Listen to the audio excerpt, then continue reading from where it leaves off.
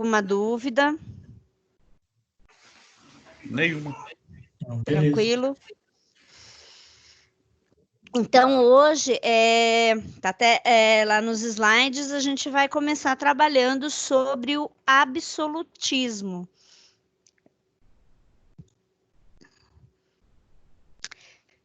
Vocês conseguem ver meus slides? Deixa eu perguntar um negocinho. Claro, deve. Lá no, que nem no fórum. Isso deve ser uma coisa de histórias, por isso que chama. Por que chama vara?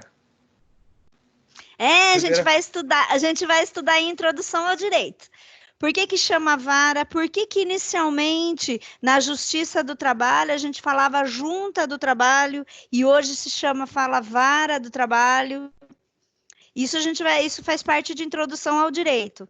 Então, como que dá essa estrutura que a gente tem de instância, entrância, por que é Tribunal Superior do Trabalho e o outro é Superior Tribunal de Justiça? Então, tudo isso de nomenclatura a gente vai tratar, nessa disciplina que a gente está, mas a gente vai tratar na parte de introdução ao direito. Um pouquinho mais para frente que a gente vai tratar. Ok. Beleza?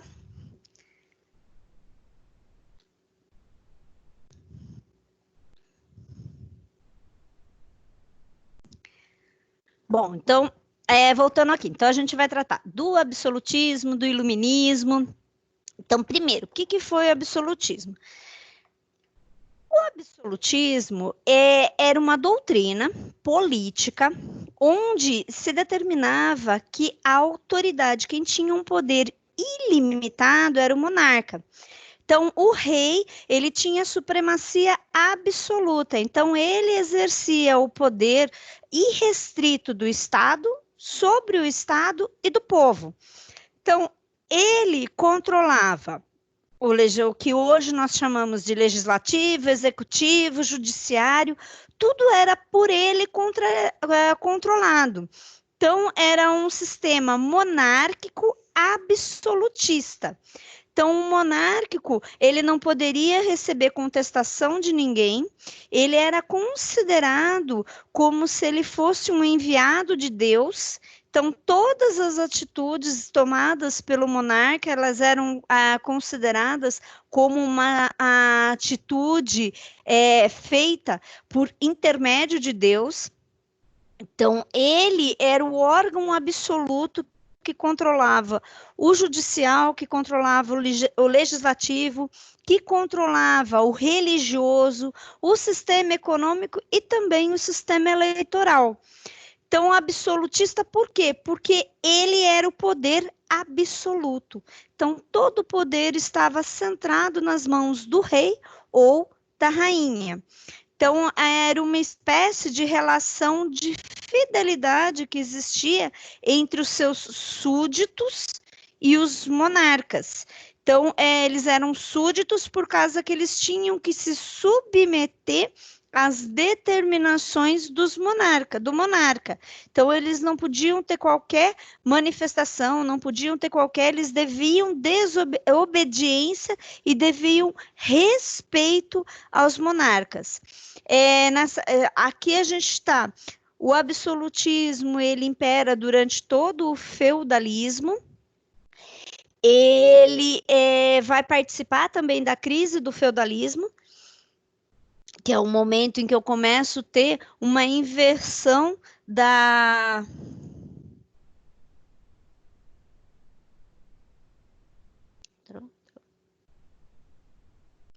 É o momento que eu começo a ter uma inversão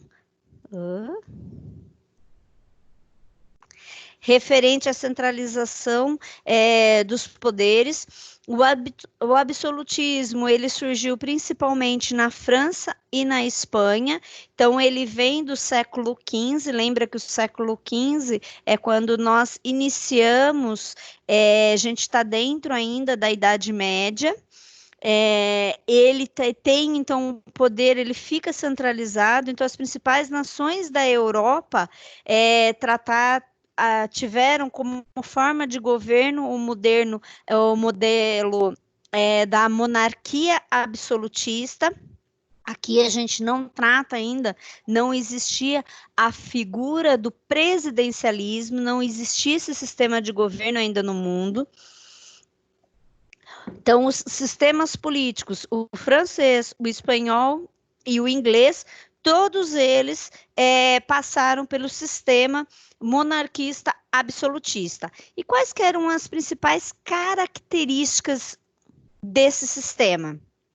Então, a monarquia ela era realizada por uma única pessoa, que essa pessoa é que ditava todas as regras referente à gestão pública. As regras de leis também elas eram impostas pelo monarca e não podia ser revogada ou questionada por nenhum súdito. O rei tinha o controle absoluto sobre a região total do país. Ele tinha o poder de tirar dos senhores feudais a terra que eles tinham, afinal, lembra, para que os senhores feudais pudessem ter direito àquela terra, ele realizava um contrato de vassalagem com esse monarca.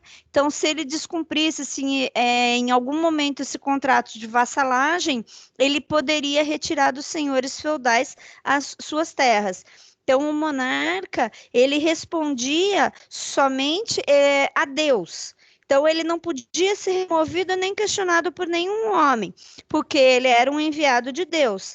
Então, dentro do absolutismo monárquico, então, qualquer pessoa que se manifestasse contra o rei ou desobedecesse suas leis, que que se pregava que ele estava, na realidade, desobedecendo a Deus, porque ele era ele era o representante oficial de Deus. A centralização do poder ilimitado, ela ficava nas mãos exclusivas do monarca. Eles que tinham autonomia total para dar ordens e tomar decisões, sem que eles tivessem qualquer tipo de controle. Então, eles não tinham que dar uma satisfação, não tinha um órgão superior que fiscalizava suas atitudes, não tinha uma corte que controlava seus atos. Então, o sistema do regime absolutista, então, os monarcas, eles eram, inclusive, isentos de determinações de qualquer tipo de restrição que tivesse presente dentro das leis. Então, existiam leis que determinavam certas restrições, mas essas restrições nunca se aplicavam aos monarcas. Os principais reis e rainhas absolutistas que nós tivemos na Inglaterra foi a rainha Elizabeth I, em Portugal foi Dom João V, na Espanha foi Fernando VII. Na Inglaterra, nós tivemos também o rei Henrique VIII.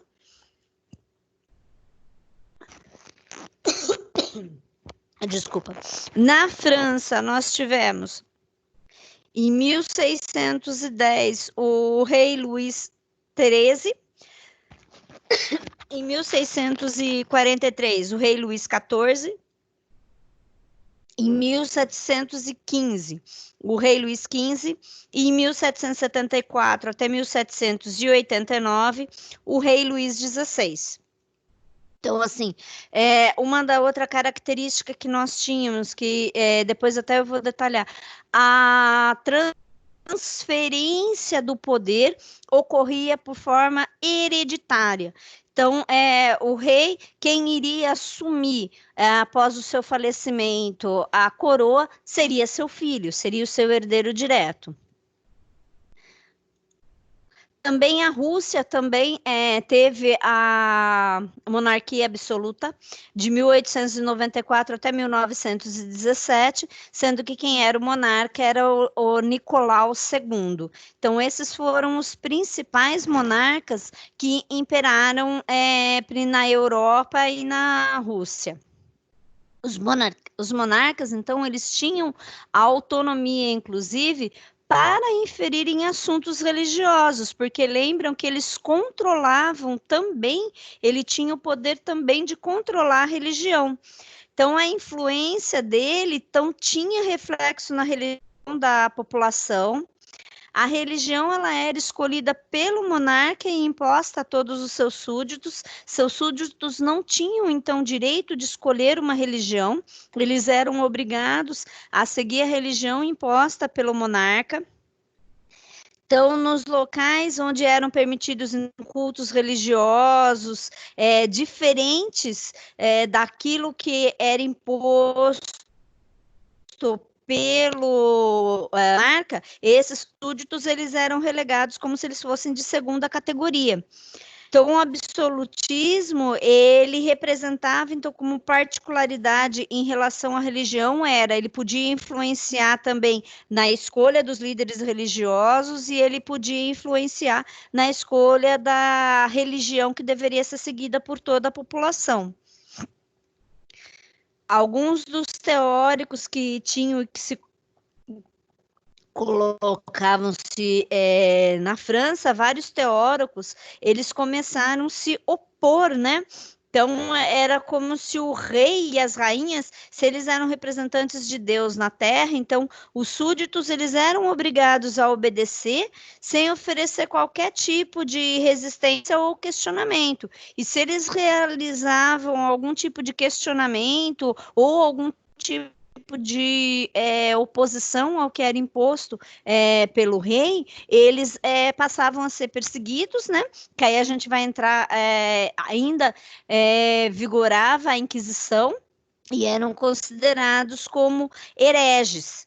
Então, justamente por quê? Por causa que o rei, nessa época, o rei ou a rainha, eles eram considerados nomeados e representantes diretos de Deus aqui para representar aquele povo, aquela população. E como que se dava nessa época a instituição das leis, então as decisões e o pouco controle monárquico que existia? Então, o absolutismo monárquico, ele concedia, tanto para os reis e para a rainha, a possibilidade de criar as leis, sem que eu tivesse uma necessidade de uma aprovação de representantes da sociedade. Então, as leis, elas eram criação total do nobre, elite do rei, do monarca, ele tinha o poder absoluto para controlar a lei, então ele é que determinava a submissão da nobreza, ele que controlava os poderes dos representantes locais e os religiosos, centralizava nele também a administração. Então, tinha uma total intolerância religiosa, não se aceitava uma oposição, nenhum outro tipo de religião, a não ser a que é imposta pelo monarca. O exército, ele era de responsabilidade do Estado, mas ele também tinha a sua autonomia submetida ao monarca. Então, o monarca, ele tinha o controle absoluto de tudo e ele não tinha nenhum tipo de fiscalização. Nessa época que nós vamos ter também o controle, então, também ele era hereditário, essa transferência desse poder. Então, os monarcas, eles reinavam de forma vitalícia. Então, ele só ia perder o trono quando ele morresse ou quando ele ficasse muito doente, então que ele seria afastado, e aí o seu descendente é que iria ocupar o seu trono. Então, os monarcas, eles reinavam dessa forma, o poder absolutista da monarquia, então ele era transferido de geração em geração e mantendo-se concentrado sempre nas mesmas famílias e dinastia. Nessa época, nós vamos ter o surgimento da nobreza, né? A nobreza, ela surge na Idade Média e ela vai se continuar na Idade Moderna. Então, é uma característica, o que era ser nobre? Então, era algo que lhe era atribuído, então ele era pertencente a uma sociedade. A maior representatividade que nós tivemos, então, ela vem uma crescente da Idade Média, eram considerados nobres as famílias famílias que tinham heranças transmitidas por via sanguínea, que tinham direitos e deveres, então, perante o soberano, faziam parte da nobreza as famílias que possuíam, então, uma fonte de renda que acabavam beneficiando os sucessores dessa riqueza. Os nobres, ele também fazia parte do clero que compunha a Igreja Católica da época. Em uma linguagem, então, um pouco mais filosófica, a noção de nobreza ela está relacionada, então, aos valores morais e humanos, da generosidade, da lealdade, da honestidade e do bom caráter. Então, é isso que denotava a pessoa ser considerado nobre. Então, quando uma família ela possuía muitas propriedades, e ela tinha requinte, ela tinha bom comportamento, ela tinha o que era considerada boa educação da época, era comum se dizer que essa família ela era de nobres.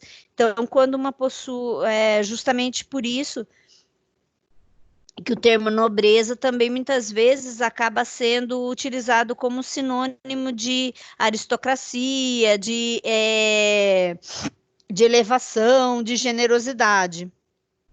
E quais que eram os títulos de nobreza que existiam na época? Nós tínhamos os títulos o título maior era o título de imperador, que era o título do nobre soberano. Então, alguns locais eu tinha o título como imperador, e em alguns lugares o chefe de Estado era denominado como rei. Então, o rei era que administrava então, a organização, que tinha como uma política denominada monarquia. Então, o imperador ele era o título do soberano, que ele vem, então,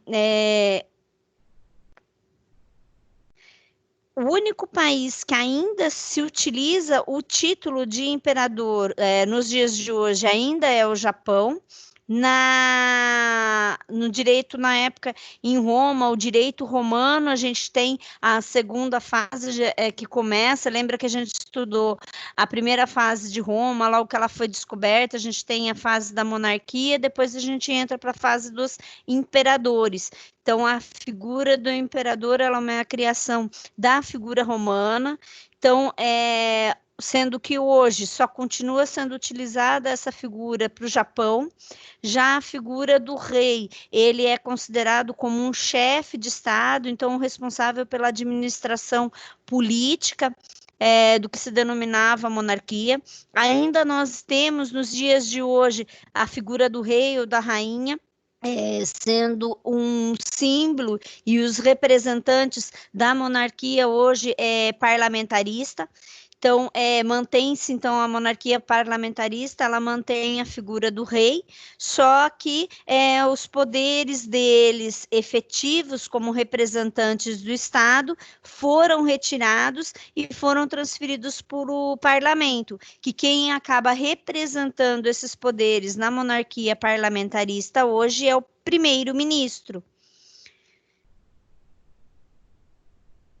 Aí depois nós temos a figura do príncipe, que também vem oriundo do regime da monarquia. Então, esse título de príncipe ele é dado aos descendentes diretos do monarca. Então, o herdeiro do trono recebe o nome do príncipe. Nós tivemos aqui no Brasil a figura e o tratamento dado também à figura do príncipe. Nós temos também a figura do duque. O duque já é o nobre considerado de primeiro escalão, então tem sua origem lá no direito romano também. Então, os comandantes militares que recebiam o título de duque. Então, na Espanha, esses duques eles eram considerados extremamente importantes, eles eram os generais da coroa. Em Portugal, esse título ele era outorgado somente aos filhos do rei ou aos parentes mais próximos. Já na Itália, os duques eles eram os responsáveis pela administração de cidades e províncias. O marquês era de uma hierarquia inferior ao duque. Então, ele se chamava originalmente Marquês de Governador ou Marquês de Fronteira.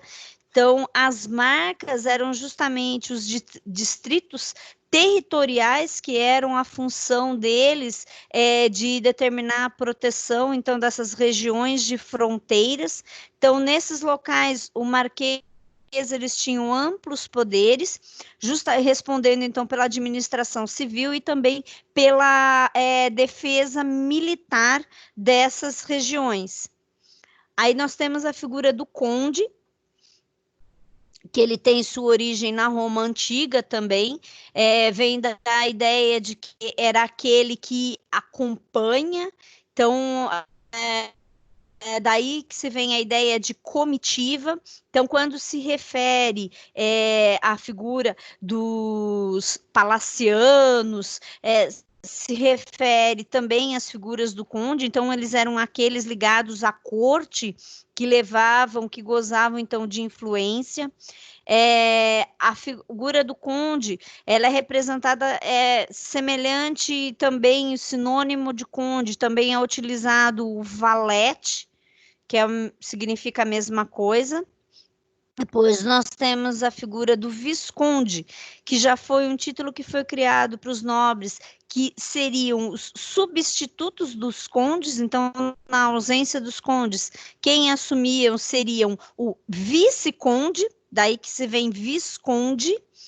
Então, é o substituto, ele era designado para desempenhar as funções na ausência do conde. E, por fim, nós temos a figura do barão, que era um título de uma honraria menor, que ele era concedido aos súditos que eram fiéis ao rei, que tinham posses, então que tinham suas terras, tinham terras também, eram de menores tamanhos do que os viscondes, do que o conde, do que o marquês, né? Então, o termo é de origem germânica e ele significava originalmente, então, um homem livre. Então, esse título ele era oferecido às pessoas de destaque, e que tinham funções básicas de outros cargos na nobreza. Então, eles tinham funções, por exemplo, de comandar exército, de governar e administrar territórios. Então, eles recebiam o título de barão.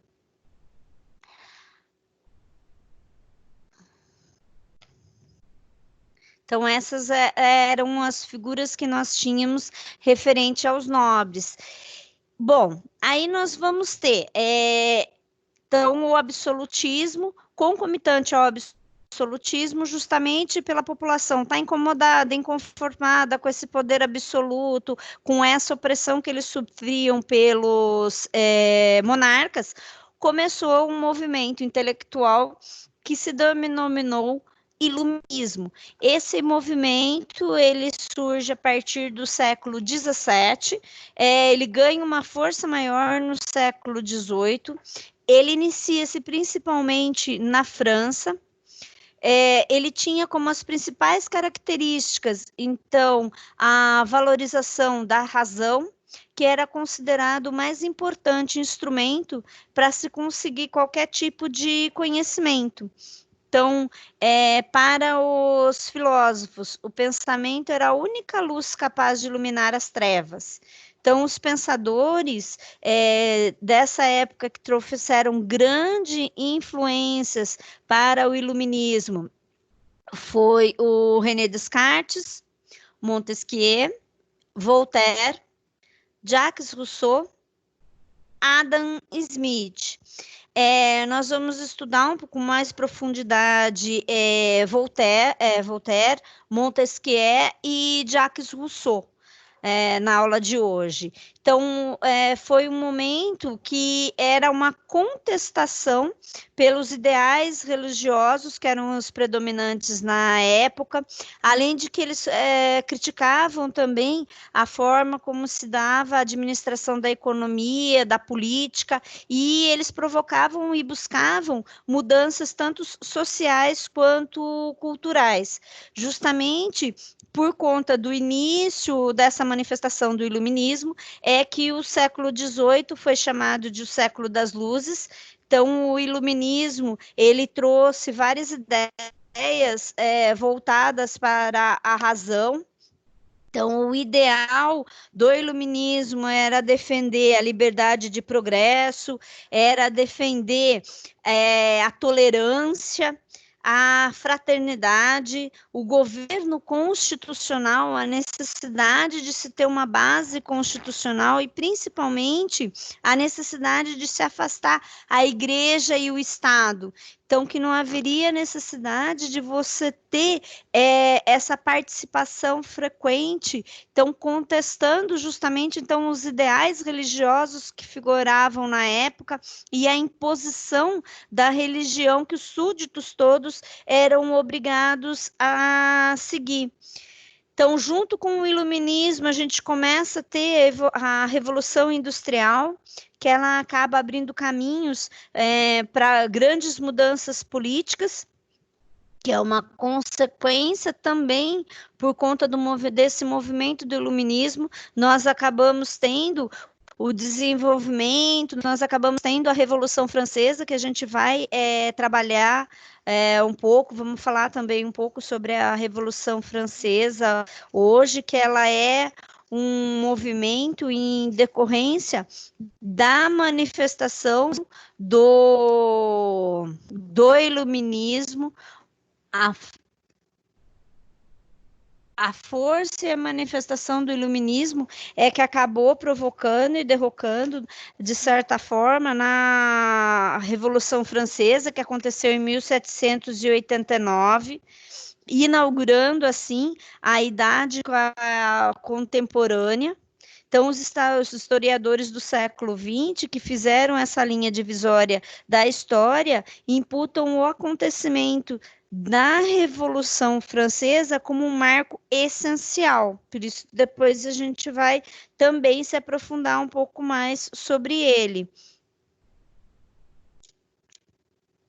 René de Descartes, ele é considerado, então, o pai do racionalismo, então, por isso, ele é um dos precursores do movimento iluminista. Então, em sua obra Discurso do Método, Descartes ele convida as pessoas justamente a questionarem o quanto for possível se chegar à verdade. Então, para ele, somente através da dúvida é que era possível compreender o mundo. Então, no final do século XVIII e na primeira metade, no final do século XVII e na primeira metade do século XVIII, então tem uma influência muito grande sobre a ideologia do iluminismo, que é justamente essa doutrina, ela pregava que os seres vivos eles devem ser analisados e entendidos a partir de uma sucessão de causas. Então, eles entendiam que que o ser humano ele era bom, ele era uma pessoa, todo ser humano ele era bom, mas ele acabava sendo influenciado e sendo atingido e se tornando uma pessoa, muitas vezes com uma má formação, uma pessoa ruim por conta da própria sociedade. Então, na metade do século XVIII, então, os iluministas eles vão se afastar pouco a pouco das ideias mecânicas que existiam e começam a se aproximar mais de teorias voltadas para fins sociais e filosóficos.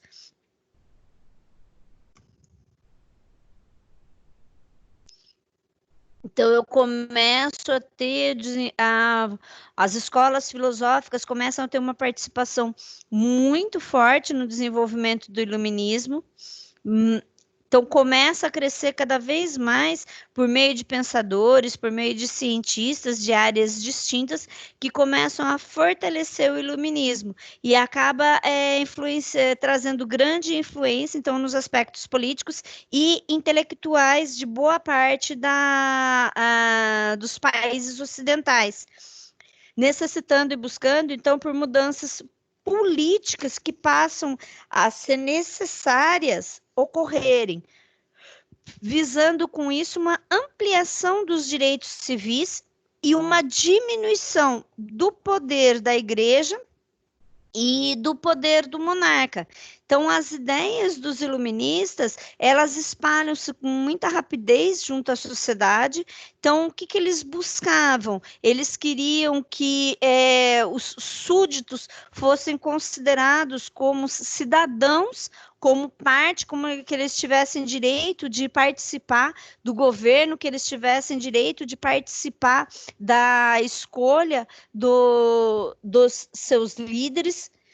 E também eles pregavam que a necessidade de se diminuir a carga tributária que existia em relação à obrigatoriedade de toda a burguesia. Então, as principais características que nós vamos ter do iluminismo, então, era considerar a razão como uma fonte legítima para o alcance de todo e qualquer conhecimento, a necessidade dos questionamentos, da investigação para fomentar o conhecimento da sociedade, seja conhecimento político ou econômico. Vários pensadores, então, acreditavam que a forma como a sociedade, o comportamento humano que se tem dentro da sociedade é que acabavam sendo capazes de explicar a maneira como o ser humano muitas vezes agia. Então, a crítica do absolutismo, fazendo-se necessário o fim das vantagens da nobreza e da igreja, acabando separando-se por completo o Estado da igreja, defendendo então a liberdade política e econômica, e além de principalmente defender a igualdade de todos perante a lei, sem direito a benefícios, isenções, simplesmente por conta do cargo que você ocupa, por conta do título de nobreza que você tem. Opa.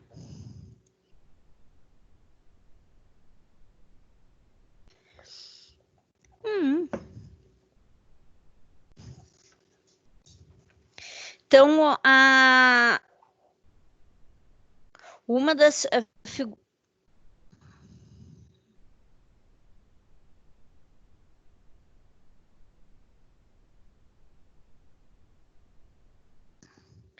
Então, o iluminismo, ele pregava que você se aplicasse cada vez mais à razão, ele aplicava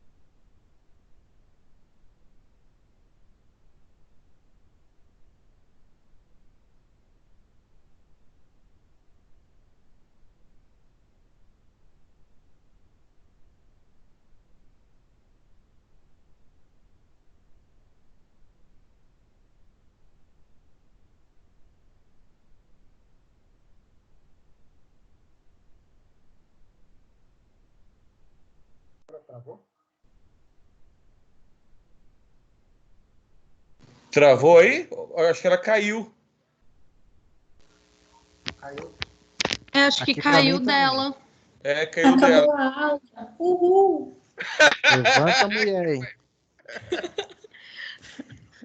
Ó, o pode pessoal. fazer uma das perguntas?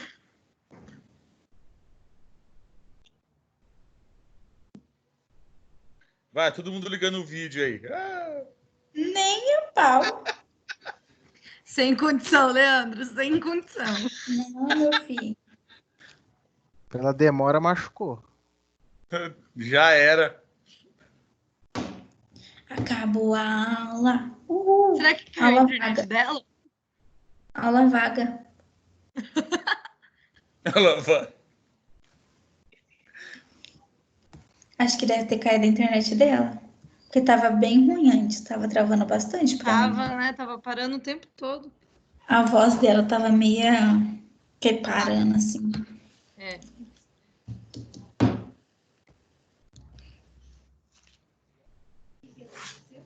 Aí, professor.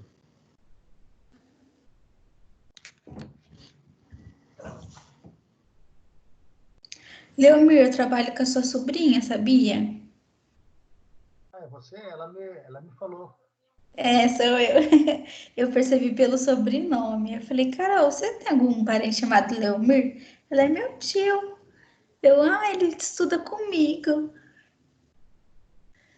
Ai, Deus. Galera, eu vou dormir, viu? Ela perguntou se eu conhecia você. Eu falei assim, Conhecer muito bem não, né? eu só fui na escola um dia, depois não voltei mais.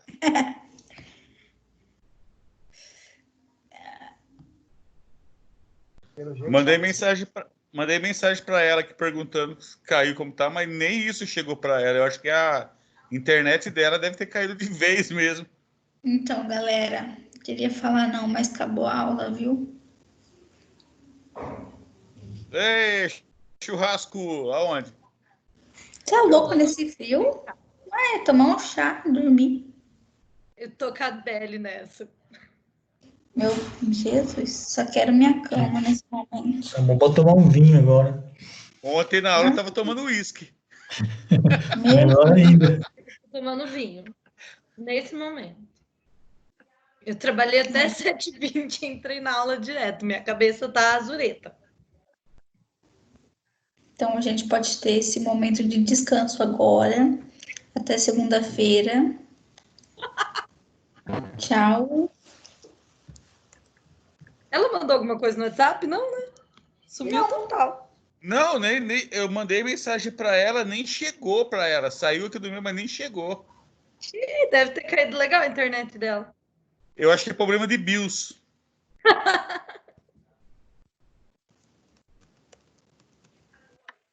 Vai ter uma atividade no pós-aula, né? Ela tinha falado. Hoje? Ela tinha falado que não ia passar atividade na aula, que ia ter só no pós-aula, lá no portal. Fiquei um pouco atrasada. Ai, ai. Deixa eu perguntar uma coisa pra vocês. Eu cheguei meio atrasado. Ela já estava começando o Na aula ou slide. na Teve alguma escola? coisa antes de começar a passar o slide? Não. Ela só falou que a gente não vai voltar para a faculdade até dia 31. Ela falou também que ela não vai ter esse trabalho agora após aula hoje. E depois Isso. ela vai começar a passar trabalhos Atividade na aula. durante a aula. Não vai ficar dando trabalho para fazer em casa, que não, senão sobrecarrega muita gente. Eu acho que ela leu nossa conversa aquela hora, viu? E aquela ali no grupo tá. Não, mas aquele grupo lá era outro. Eu acho que ela leu a nossa conversa e pensou, vou dar uma folga para eles. Ai, ela falou alguma coisa da prova? Gente, eu quero muita correção da prova dessa matéria. Então, queria entender aquele 71. Então, eu quero muito entender É, tá- aquela nota, porque eu já corrigi umas 3 vezes todas as questões alternativas e as dissertativas. Às vezes ela não quis considerar certa porque ela não quis. Ah, deve ter que motivo. Agora é ministro da Justiça, agora, para não considerar a coisa. É, É tipo assim, eu sou professora, se eu quero dar um 5, eu vou dar um 5. Se vocês reclamar, eu vou dar um 4, entendeu? pior que tem Ah, professor que é de jeitinho mesmo, mas não é a cara da Alessandra fazer isso. não. Tem alguma coisa estranha. Meu Deus. Acho que Gente, eu vou esperar.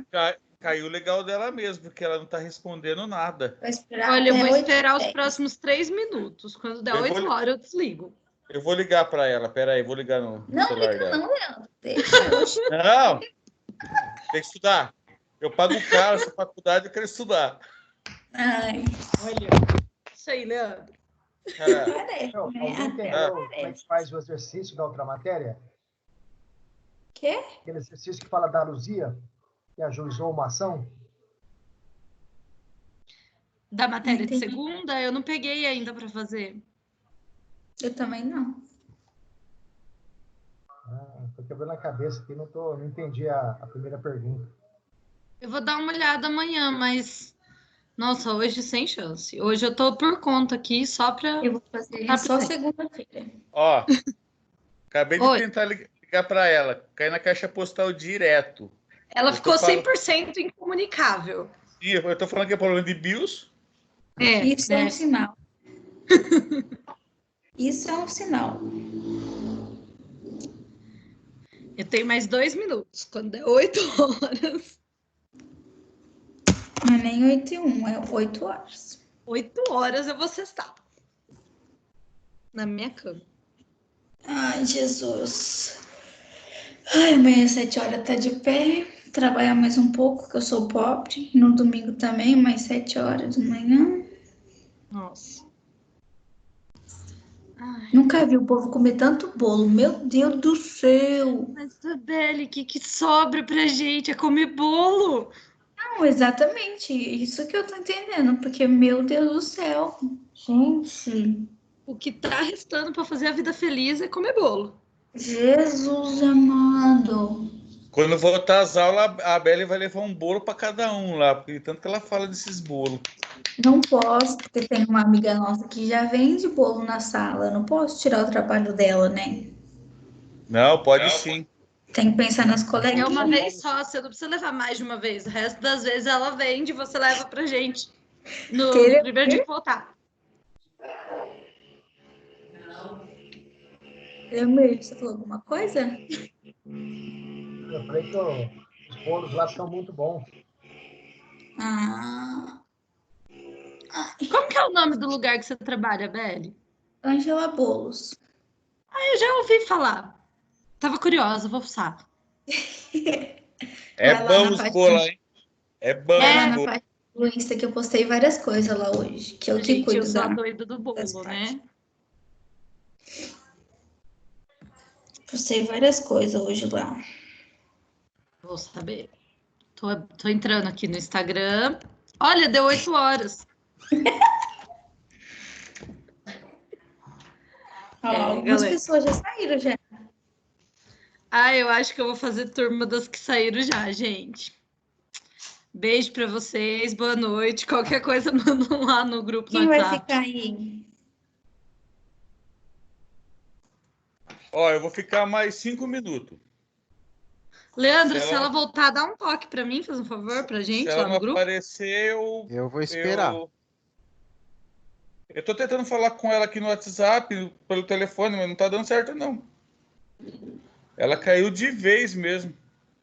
É, alguma coisa deve ter É, acontecido sim. com a internet dela. E, bom, qualquer coisa tem um toque, galera. Eu tô saindo. Beijos, Ô, boa peraí, noite, bom fim de peraí, semana. Boa Se a noite. gente não se falar mais. Tchau, Peraí, tchau. Perceberam igual tava tossindo, né? Ô, Vivi, É, você sim. não precisa esperar. O Oi, Leandro, Leandro. o Leandro e a Vivian seguiu a página ao mesmo tempo. Apareceu pra mim. O que você ia falar, Leandro? Não, que a Belle tava tentando falar alguma coisa. Ah, tá. Não, era isso que eu ia falar, que vocês seguiram ao mesmo tempo, que eu achei engraçado. Aparentemente, a gente resolveu ir ver os bolos que você postou ao mesmo tempo. Eu vou mandar lá pra vocês verem. Ô, Você tem louco, uns meu. doces da hora também, não? Coisa O de relógio agora, da hora. Gente, eu Olha vou esse sair. bolo de cenoura. Oi, e aquele doce que é da primeira postagem? É o que? É uma eu te tortinha? faço. Nossa, Belle, que é É uma isso? casquinha de chocolate com creme belga, morango picado, mousse de chocolate meio amargo. Quanto que tá? R$10. Cada um? A Belle? Gente, desculpe, voltei. Eu Chegou! cheguei com a força, ficou um breu. Não sei o que aconteceu, deu um estralo, aí ficou tudo escuro, acabou tudo.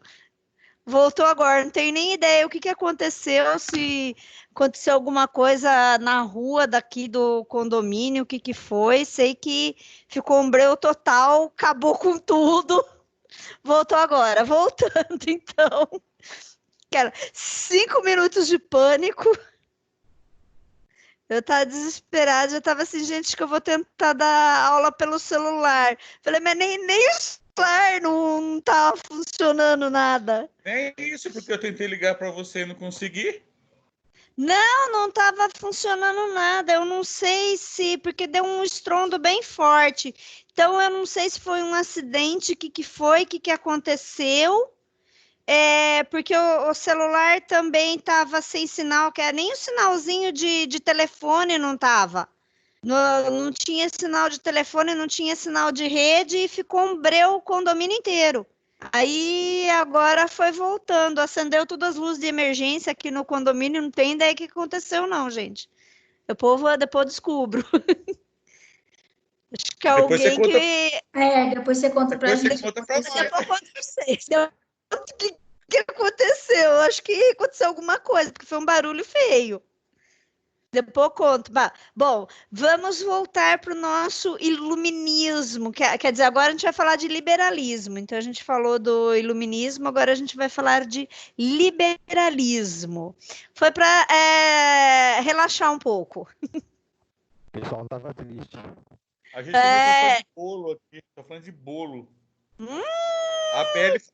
A PL falou assim que quando votar a Zara, ela vai levar um bolo para cada um lá no. Mentira! Ai, que delícia! É verdade, Olha, ela falou assim. Temos uma boleira, oba! eu vou dar os trabalhos que tiver, eu vou dar um para cada um em troca de bolo. Vocês vão fazer tudo meus trabalhos. Eu já fiz o da maconha. Opa! Olha, gente, a turma da manhã falou que não vê a hora de fazer um churrasco. Ai, nesse frio não dá não, professora. Ai, nesse frio vai bem um fundizinho, né? Eu ia falar do Fundizinho fundi de- agora. Ô, fundizinho vai bem com esse friozinho. Acompanhado de um vinho, ô, coisa boa. O vinho eu já tenho. Alguém me arruma um fundi agora? Poxa, eu fico olhando, ninguém fala do chimarrão aqui, né? Ô, temos um gaúcho! Gaúcho não, professora, pelo amor de Deus, sou paranaense. É tudo igual. Geralmente... Não, é que geralmente... Negativo. Quem fala de chimarrão é gaúcho, né? Eu sou gaúcha. O Terra Boa, gente, adoro lá, viu? Rio Grande Adoro é lindo. gravar. Se a pandemia deixar, eu volto lá em julho. Ai, que delícia. Não vai deixar Aquele não, friozinho. pelo jeito. Eu acho que não vai deixar, não, viu? Eu acho que eu só tô desanimada. Eu já perdi uma viagem para Ubatuba e vou perder para Gramado por causa da pandemia. Ai. Eu tô com um congresso meu que estava marcado para maio, foi remarcado para setembro, mas não sei não, viu? É a Vivian que é gaúcha? Não. A Bela. Não. Na verdade é catarinense, né? Mas Aí, olha, fazer vontade para nós. É bom, esquenta tudo. Bom, gente, vamos voltar. Vamos lá para o liberalismo.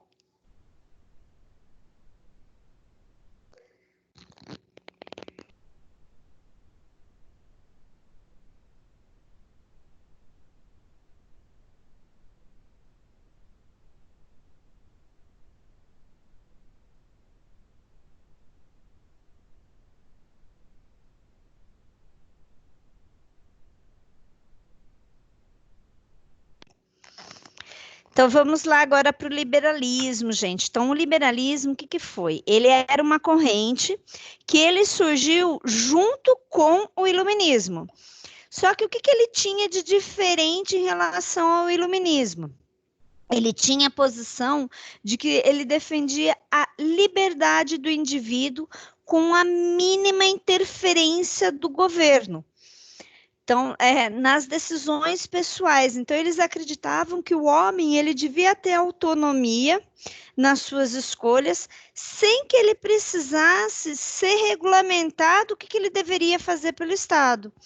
Então, essa corrente, ela começou na Europa, como um espírito de empreendedorismo e autonomia da burguesia, e essas correntes, ela trazia, então, uma doutrina política e econômica que ela deveria ser aberta, e aberta também à tolerância em diversos níveis. Então, o liberalismo, ele ocorre junto com o iluminismo.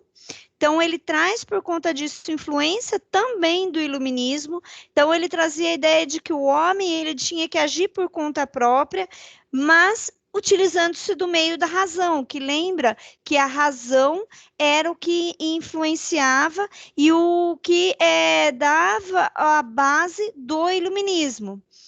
Então, eles acreditavam que viver livre e sem limites era o caminho que a sociedade deveria seguir para satisfazer, então, seus desejos e suas necessidades.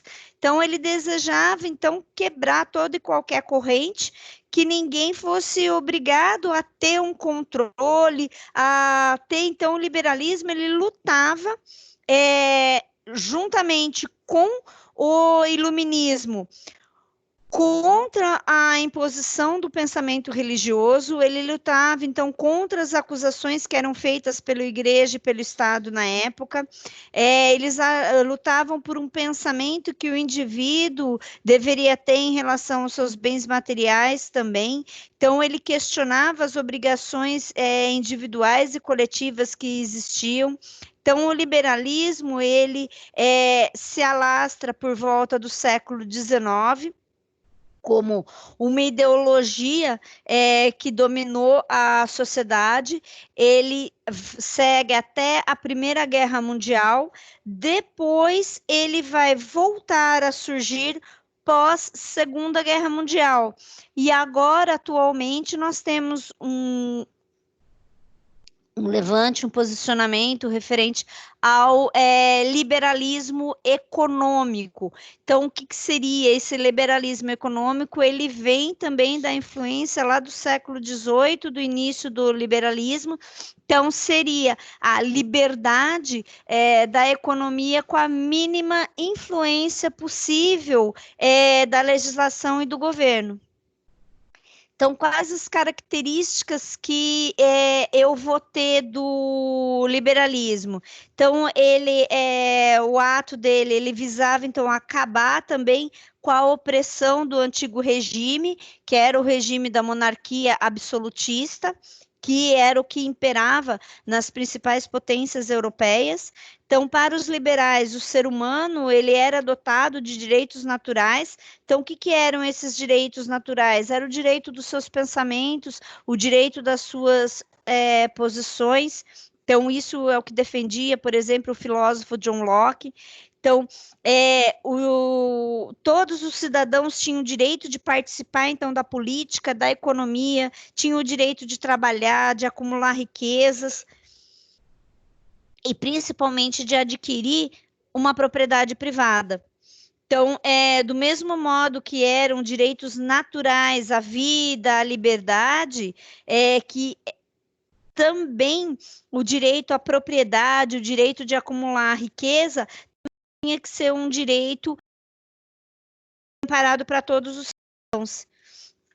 Então, os governantes, eles deveriam ser... os monarcas absolutistas, eles eram pessoas eleitas por Deus para guiar o povo. Já para o pensamento do liberalismo, eles deveriam ser escolhidos pelo povo para representá-los. Então, essa razão, ela tinha que ser, então, a escolha ser distribuída por todas as pessoas, por todos os membros da sociedade. Essa característica, então, constituía o iluminismo e gerava nele a capacidade, então, individual de cada um, de trabalhar, de criar, de evoluir. Então, essa era uma característica muito forte, existente dentro do iluminismo, que veio ser compartilhada pelo liberalismo. E quais são os tipos de liberalismo que nós temos? Então, nós temos o liberalismo político e o liberalismo econômico. Mas o que vem a ser o liberalismo político? Então, o liberalismo político, ele visava, então, acabar com a opressão estatal sobre a vida das pessoas, sendo que era necessário, então, abandonar essa visão de governo medieval, de poder absoluto e restrito do monarca, que o monarca era um enviado por Deus.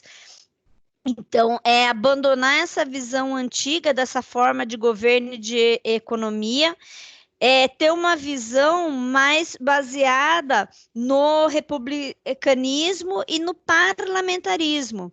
Então, eles traziam a necessidade da alteração do sistema político também, permitindo, então, uma divisão dos poderes. Então, dividir o poder do monarca, que o monarca centralizava todos os poderes, legislativo, executivo, judiciário, religioso, tudo em suas mãos. Então, primeiro, o liberalismo, assim como o iluminismo, ele tinha a ideologia de que a religião não deveria fazer parte do Estado. Além disso, ele pregava também que é a necessidade de se separar o poder do político do poder estatal. Montesquieu é um dos pensadores que influenciaram muito o liberalismo. Com isso também ele também defendia então a divisão dos poderes estatais em 3 partes. Ele defendia a divisão do poder legislativo, formando um corpo de legisladores somente para criar as leis, o poder executivo formado por um corpo do governo que seria responsável então por executar e governar as cidades e os países, e o poder judiciário atuando simplesmente quando um cidadão infringe as leis estabelecidas ou entra em um conflito de interesse com outros cidadãos. E o liberalismo econômico? O liberalismo econômico tinha como principal representante o inglês Adam Smith, que, então, para ele, consistia no entendimento de que o Estado não deveria interferir na economia, porque essa deveria, então, ser feita a partir da livre iniciativa dos cidadãos, que eles deveriam ser livres, então, para produzir, para fazer comércio, sendo responsável por si mesmos.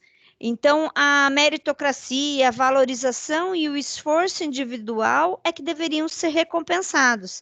Então, ele coloca que cada cidadão tinha que ser responsável pela sua própria riqueza e pelo seu sucesso. Então,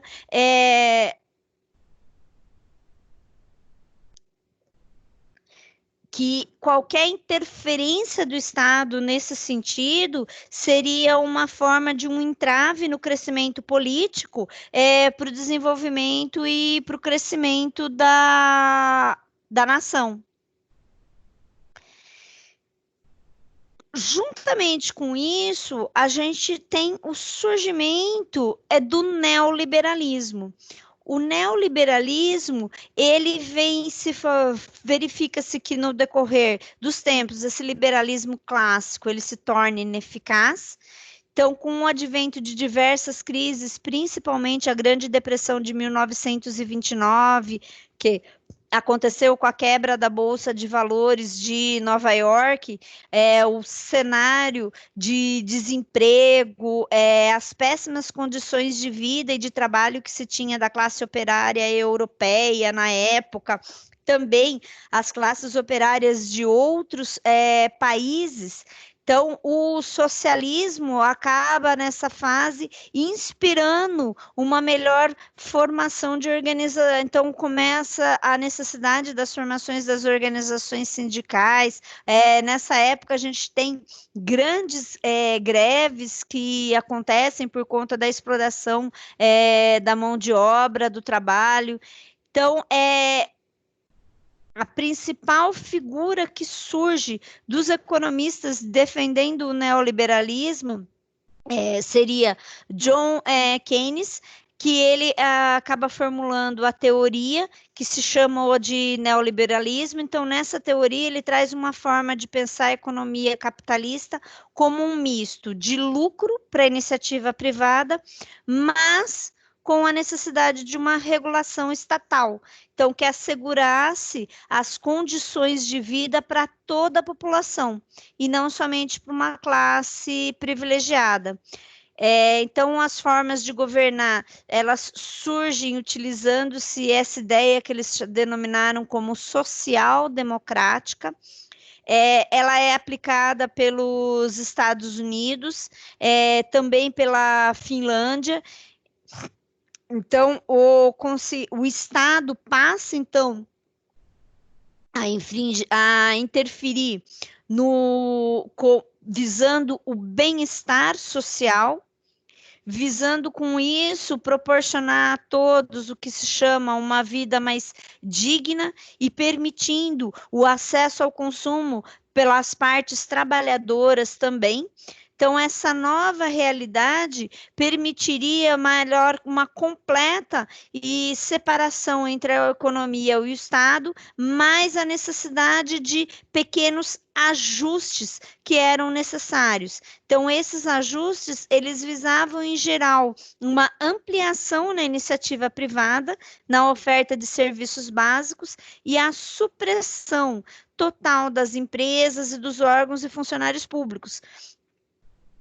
Então, visando com isso que o papel do Estado na economia ele era praticamente nulo, somente existindo para cobrança de impostos, para serviços básicos, que acabavam sendo cobrados. Então, essa que era a crítica do neoliberalismo.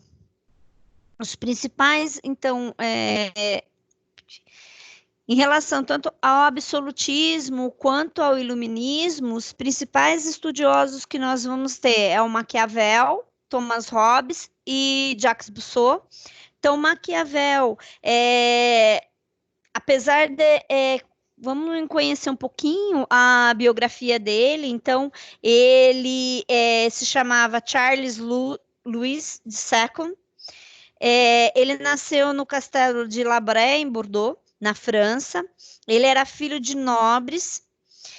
Com 16 anos, ele entrou no curso de Direito da Universidade de Bordeaux. Com a morte do seu pai, ele herdou o título de Barão de La Brea. Mais tarde, ele acaba herdando a propriedade do seu tio, que era uma propriedade rural, produtora de vinho. Ele se mantém no negócio da família e herda o título de Barão de Montesquieu.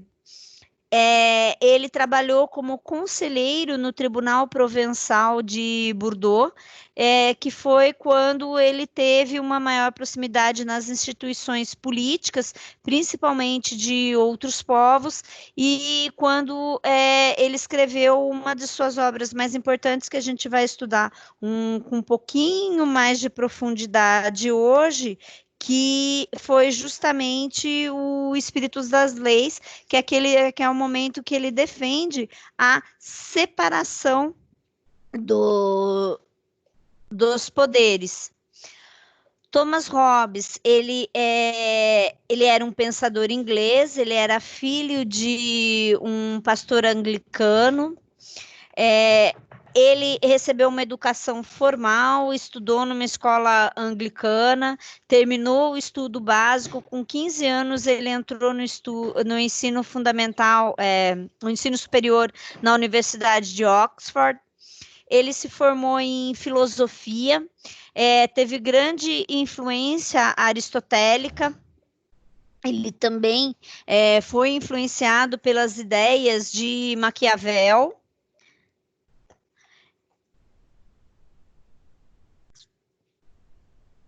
Era um grande admirador do filósofo grego Aristóteles.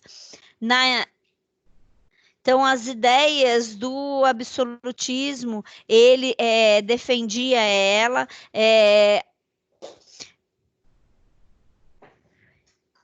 Uma das principais obras dele, ele estudou com grande profundidade, então, as teorias matemáticas também. Tinha grande amizades, principalmente com Descartes e Galileu Galilei. A principal obra sua foi a chamada O Cidadão, que era uma defesa da monarquia nas vésperas da Revolução Inglesa. Jacques Rousseau, por sua vez, ele era um bispo e um teólogo francês. Ele foi considerado um dos maiores oradores sacros da época. Na política, ele desenvolveu a doutrina do direito divino, no qual ele afirmava que qualquer governo formado legalmente expressa a vontade de Deus e que sua autoridade é sagrada e que qualquer rebelião contra ela é criminosa.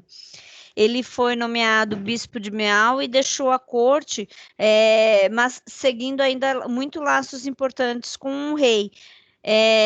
Ele teve uma participação muito importante, por causa que ele acaba, então, desenvolvendo uma obra que denomina-se a história das variações das igrejas protestantes. Então, esses foram estudiosos do absolutismo que trouxeram grande influência da época. Um outro grande estudioso que trouxe grande influência da época também foi Jacques Rousseau, que sua obra mais importante é denominado Contrato Social. Então, para ele, o homem ele nascia bom, mas era a própria sociedade que acabava corrompendo. Então, da mesma forma como então o indivíduo ele acaba se tornando escravo, segundo Rousseau, por conta de suas necessidades e daqueles que os rodeiam, no sentido da preocupação constante com o mundo e com as aparências. Então, a questão que ele colocava é que para preservar sua liberdade natural, o homem, ele fazia de tudo para se manter garantido a sua segurança e o seu bem-estar. Então, prevalecia para ele a soberania da sociedade, a soberania política em relação à vontade coletiva. Então, para ele percebeu que na busca, então, do bem-estar, o único móvel de ações humanas seria, então, determinado pelos momentos do interesse comum. Então, para ele, em certos momentos, a concorrência faria com que todos desconfiassem um dos outros. Então, dessa forma, o contrato social ele seria necessário para definir uma questão de igualdade entre todos. Então, o comprometimento entre todos. A vontade individual, então, deveria respeito à vontade do particular e a vontade do cidadão. Então, ele acreditava que seria preciso instituir a justiça e a paz para submeter a igualmente tanto o poderoso quanto o fraco. Então, um ponto fundamental da sua obra é a afirmação que a propriedade privada ela seria a origem da desigualdade entre os homens. Então, a origem da propriedade estaria ligada, então, à formação da sociedade civil. Então, por conta disso, o homem começaria a ter uma preocupação com a aparência.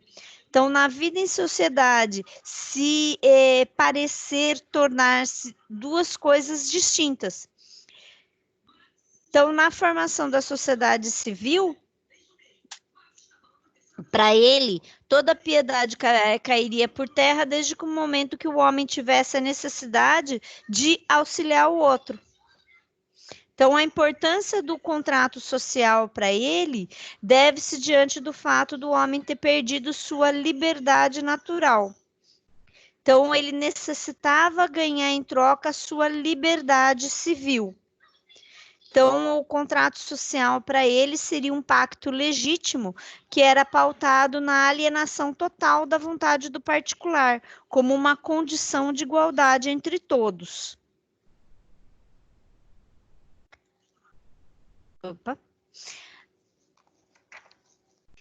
Aí nós vamos ter Montesquieu, por sua vez, ele teve várias obras, ele teve várias influências do iluminismo francês. Então, ele compartilhava os princípios de tolerância religiosa, a aspiração da liberdade, e ele denunciava as diversas instituições desumanas que existiam, as formas de tortura e de escravidão, e afastava-se o racionalismo, então, abstrato e o método dedutivo. Então, para Montesquieu, as ideias de Platão, Aristóteles, John Locke e Rousseau eram o que ele seguia. As principais obras que nós vamos ter de Montesquieu, então, foram as Cartas Persas, de 1721, que tratava-se de uma encenação ou de cartas trocadas por dois amigos. Então, era uma forma que ele se utilizava para...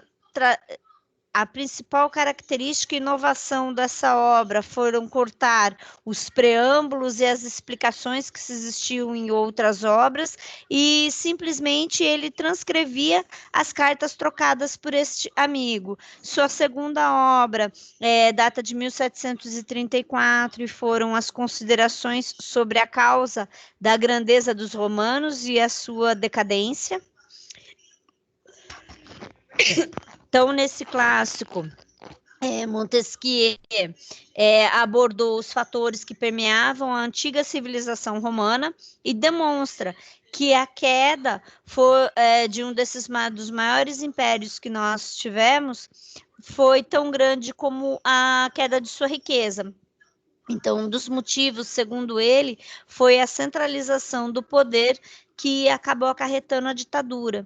Então, para ele, a tirania de uma pessoa ou de um grupo é que acaba extinguindo a comunhão de interesses e a solidariedade nacional. Sua próxima obra, e uma das mais famosas, foi O Espírito das Leis, em 1748, na qual justamente ele discorria sobre um tratado político no qual ele defendia um sistema de governo constitucional e a separação dos poderes.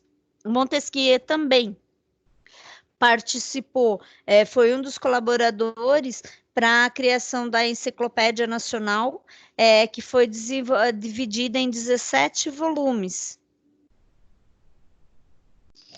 Então, sua principal obra, que foi O Espírito da Lei, então foi um tratado político que foi publicado em 1748.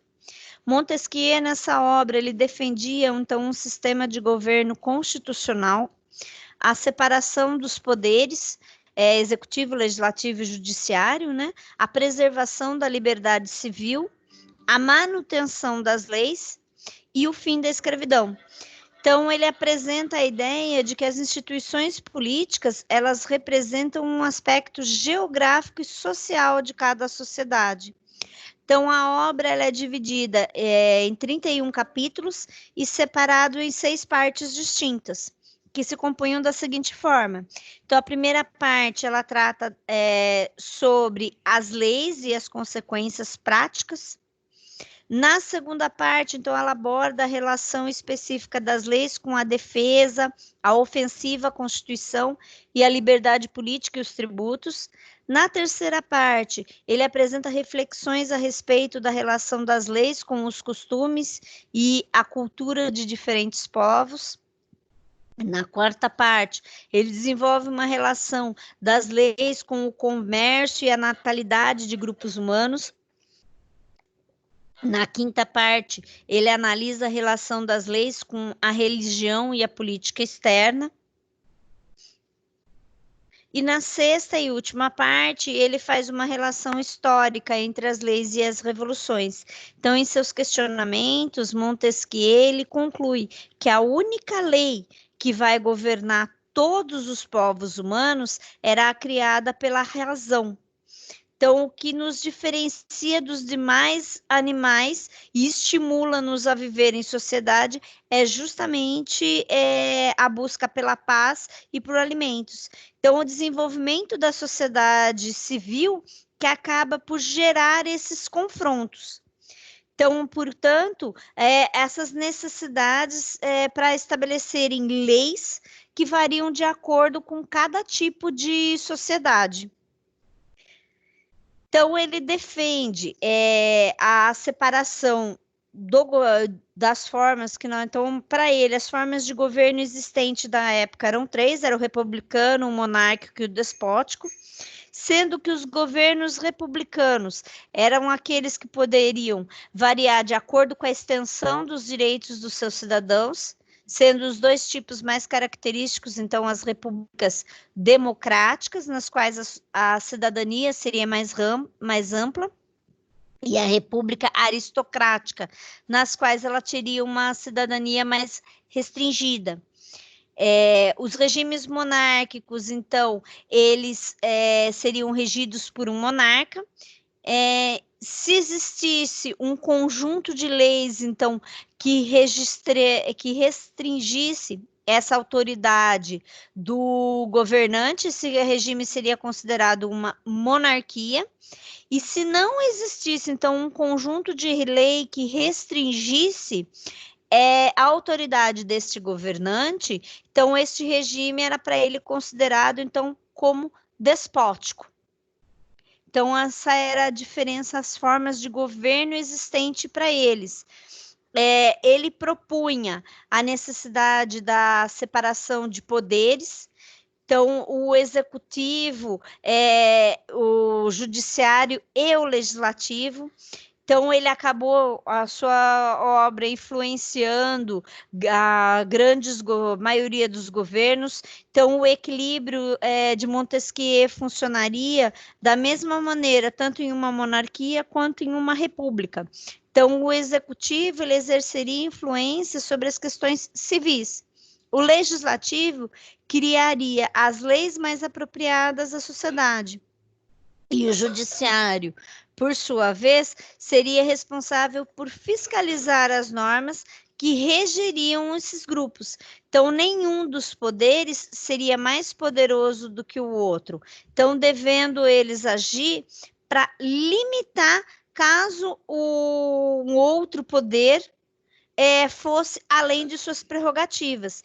Então, ele representava dessa forma uma reflexão sobre a natureza da raça humana.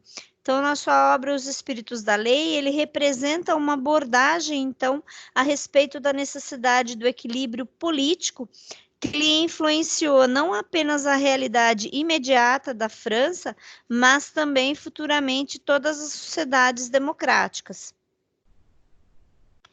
Então, embora ele apresente certas considerações em relação à sua obra, bastante relevante, aqui a gente tenta trazer de uma forma resumida, sem grandes detalhes.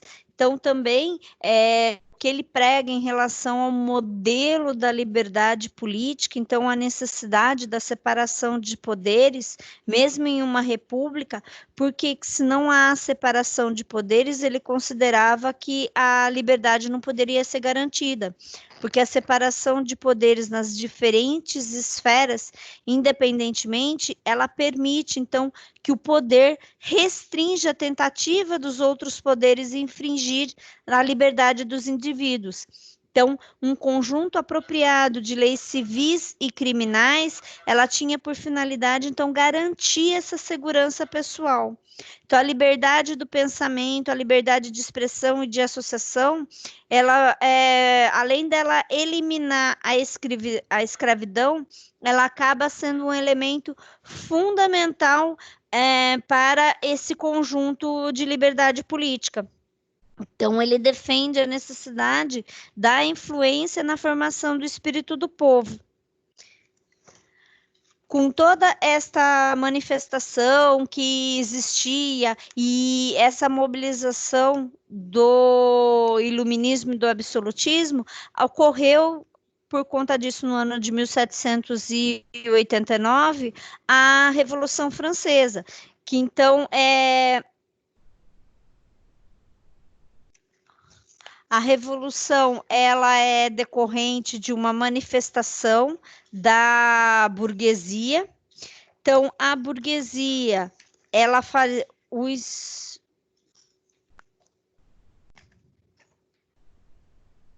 Então, nós tínhamos a França, ela se dividia em 3 estados. Então, eu tinha um primeiro estado, que ele era representado pelos bispos do alto clero, um segundo estado que tinha como representante, então, a nobreza ou a aristocracia francesa, que ela desempenhava as funções tanto militares quanto jurídicas, e o terceiro estado, que era composto pela burguesia, que a burguesia, então, ela se dividia entre os membros do baixo clero, os comerciantes, os banqueiros, os empresários, os trabalhadores urbanos e os camponeses.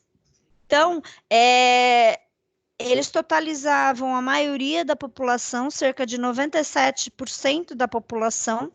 Então, essa atmosfera em que eles viviam, em decorrente de 2 grandes crises que se deram na França, uma crise em razão de péssimas colheitas que aconteceram entre 1770 e 1780, que isso acabou gerando uma alta inflação com mais de 62% ao ano, e uma crise financeira, que essa crise financeira era derivada de uma grande dívida pública que se acumulava por conta da falta da modernização econômica e principalmente da falta de investimento no setor industrial, que aqui a gente já estava acontecendo o início da Revolução Industrial. Então, a França, ela tinha primeiro se envolvido entre 1756 e 1763, a Revolução da Guerra dos 7 Anos com a Inglaterra. Depois ela vem se envolver com a Guerra da Independência dos Estados Unidos em 1776, e isso acaba resultando a necessidade de um maior financiamento para o seu orçamento, para a manutenção das suas guerras, da manutenção do seu exército. Eu tinha um movimento do iluminismo e o movimento do liberalismo que buscava por fim a monarquia absolutista. Então, em julho de 1788, eu tenho a convocação dos Estados Gerais. Essa convocação, ela tinha por finalidade, então, uma reunião que era justamente para deliberar sobre os assuntos políticos da França. Nessa convocação, então, é chamado os 3 estados. Então, o primeiro estado, que era o alto clero, o segundo estado, que era a nobreza, e o terceiro estado, que compunha-se a burguesia. O primeiro e o segundo estado, eles apoiavam o rei. Por conta disso, estabeleceu-se nessa assembleia, e eles apoiando o rei, foi mantida a posição do rei, foi mantido a ele a sua soberania. A burguesia, então, ela liderava o terceiro estado, ela se opõe a essa decisão, e em 1789, no dia 10 de junho, ela convoca uma Assembleia Nacional. Então, essa Assembleia Nacional, ela tinha como principal finalidade formular uma nova Constituição para a França, e também ela tinha como finalidade declarar, então, o fim do absolutismo monárquico. E nisso se inicia, então, a Revolução Francesa. Essa massa popular, então, toma a Bastilha, que era uma das principais prisões da França, e era o símbolo do regime da monarquia absolutista. No dia 4 de agosto, essa Assembleia Nacional, ela decreta a Declaração dos Direitos do Homem e do Cidadão. Essa Declaração do Homem e do Cidadão, ela é considerado o primeiro marco que nós temos da Declaração dos Direitos Humanos. Em setembro de 1791 foi promulgada a nova Constituição Francesa, que assegura a cidadania para todos os moradores da França, anteriormente considerados como súditos do monarca Luís XVI. Essa Constituição prevê também a igualdade de todos perante a lei, o direito do voto, o confisco das terras eclesiásticas, o fim do dízimo e a constituição civil do clero. Então, a partir deste momento, a França tem como forma de governo a monarquia constitucional. Essa monarquia ela perdurou entre os anos de 1791 e entre os anos de 1900 e... cadê você? Que eu perdi. De 1971 até os anos de 1789. O que aconteceu que você fechou? Não.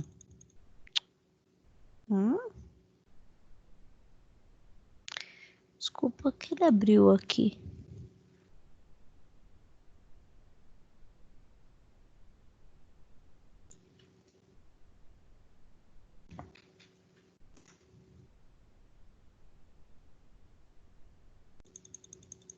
O que ele tá abrindo aqui? Aqui. Tá certo. Não, é aqui.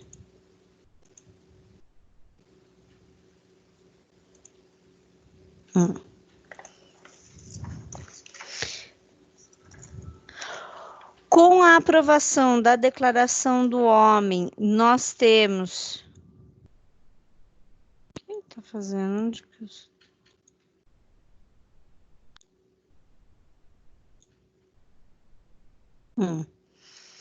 Nós temos, então, a determinação da igualdade de todos perante a lei, então, sem qualquer distinção, a abolição dos direitos e privilégios da nobreza, abolindo-se também a hereditariedade nas serventias públicas, o direito de defesa, então, de qualquer cidadão ou opressão material ou moral, a liberdade de pensamento, de associação, de palavra ou culto religioso ou filosófico, acabando com aquela determinação que se tinha e imposição da religião a ser seguida pelo monarca, a inviolabilidade do domicílio, que era o que se previa anteriormente. Lembra que para a Idade Média, qualquer acusação que existisse, então era possível se adentrar para realizar qualquer tipo de prisão. Então, a abolição de qualquer escravatura ou servidão de gleba, colocando por fim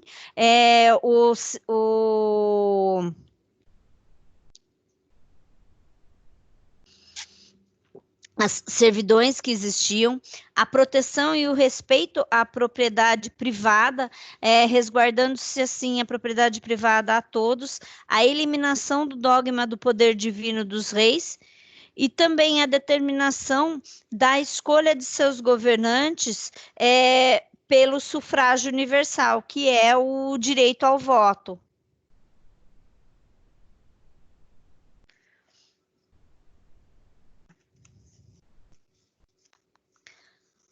Hoje, o que nós temos em relação à posição do neoconstitucionalismo é que ele justamente visa então refundar o direito constitucional com base nessas novas premissas, então como a forma de difundir o desenvolvimento da teoria dos direitos fundamentais, que eles surgem tanto pela Revolução Francesa como pela influência do direito do homem, que é a primeira diploma que vai tratar dos direitos humanos e dos direitos fundamentais. Então, sendo considerado como um direito básico para qualquer cidadão, a sua necessidade a necessidade da vida, a necessidade da sua manutenção e do direito de um Estado, então, legal e de um Estado constitucional. Então, a característica que nós vamos ter do neoconstitucionalismo, ela, então, figura a supremacia, a Constituição Federal, ela deve ser considerada o texto principal de suas leis. Então, nenhuma lei pode contrariar o que está previsto dentro da Constituição Federal. A Constituição, ela tem, então, seu caráter como uma forma indireta de direitos, sendo uma fonte direta e deve ser reconhecido como uma norma de eficácia plena. Então, garantindo a todos os setores da sociedade o respeito aos direitos fundamentais e aos direitos humanos, promovendo, então, um efeito reflexo da atuação desses poderes constituídos, então, o legislativo, o judiciário e o executivo, devendo ser legítimo do ponto de vista democrático, então, impedindo dessa forma a atuação do Estado, colocando em risco a liberdade, a igualdade ou a dignidade de qualquer indivíduo. Outra característica que ele tem, então, é a garantia, promoção e preservação dos direitos humanos ou fundamentais. Então, então, cumprir, para melhor entendimento, definir que os direitos fundamentais são aqueles que se constituem como um conteúdo aberto, mas também podendo ser variável, revelando, então, nas relações de direito entre si e nas relações desses com os valores constitucionais. Então, para cumprir essa classificação entre direitos fundamentais ou direitos humanos, eles são divididos, então, em gerações. Então, visando nessas gerações, fica mais fácil a sua concepção e a sua consagração. Então, a força normativa desses princípios constitucionais, eles visavam justamente a efetivação, então, dos direitos fundamentais, sem a necessidade de uma existência de uma lei que o regulamentasse, bastando a Constituição conceder esses direitos. Então, é possível, na esfera, então, da atuação do Poder Judiciário, a resolução, então, de determinada demanda, simplesmente com base nesses princípios, ainda que eu não tenha uma lei que o regulamente, que o determine. Então, a ponderação, então, dos interesses, ela é preciso para esclarecer que não é um método matemático da aplicação desses princípios, nem mesmo eles vão se resumir por uma forma casuística da escolha. Então, a ponderação, ela é uma técnica que ela é desenvolvida pela doutrina e que ela tem que ser aplicada sobre a pena de que a atividade jurisdicional ela vai se acabar redundando numa ditadura, então, dos juízes. Então, hoje, esse pluralismo que nós temos de ideias referente aos textos constitucionais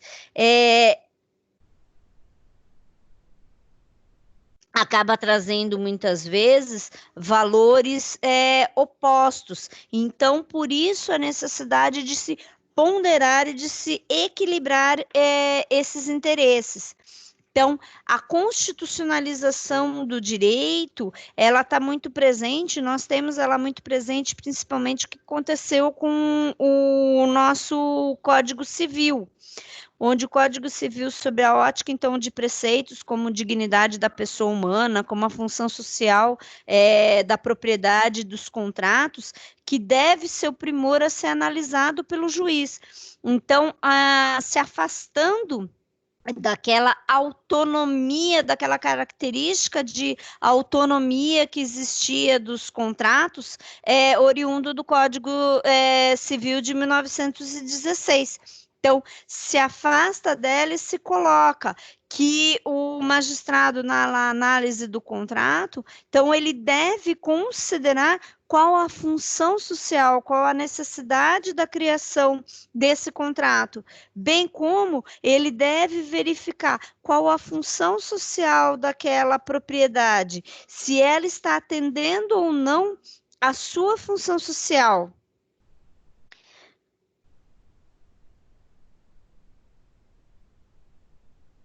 Então, visando com isso, acabar ganhando uma maior efetividade e ao invés de um caráter meramente formal. Então, essa ampliação também da jurisdição constitucional. Então, uma grande influência que ela trouxe da Constituição Federal, então ela prescreve os direitos e permite que o particular, então, busque o judiciário fazendo valer os seus direitos, ainda que não exista uma norma infraconstitucional que esteja regulamentando a ele, ainda que não exista essa lei, essa norma infraconstitucional regulamentando, ele tem direito ao acesso a essa justiça. Então, essa busca por concretização dos direitos, ela tende a aumentar ao longo dos tempos, crescendo com isso, uma melhor condições de educação, uma melhor condições de informação do povo brasileiro. Então, ela, nesse ponto, cabe não se confundir, então, a ampliação da jurisdição com a judicialização da política. Então, a judicialização é um fenômeno da implementação do poder judiciário de políticas sociais, em que pese serem de competência do poder legislativo, o poder judiciário visa concretizar esses direitos que já estão previstos na Constituição Federal, mas que não foram regulamentados. Então, pela falta dessa regulamentação, há a necessidade da inovação do ordenamento jurídico. Então, para isso, é preciso ter em mente que não se cria uma inconstitucionalidade, como ocorrido que a gente tem em alguns casos do Supremo Tribunal Federal. Então, também há necessidade dessa inovação, visando com isso suprir essa deficiência do poder legislativo. Então, e como que se divide?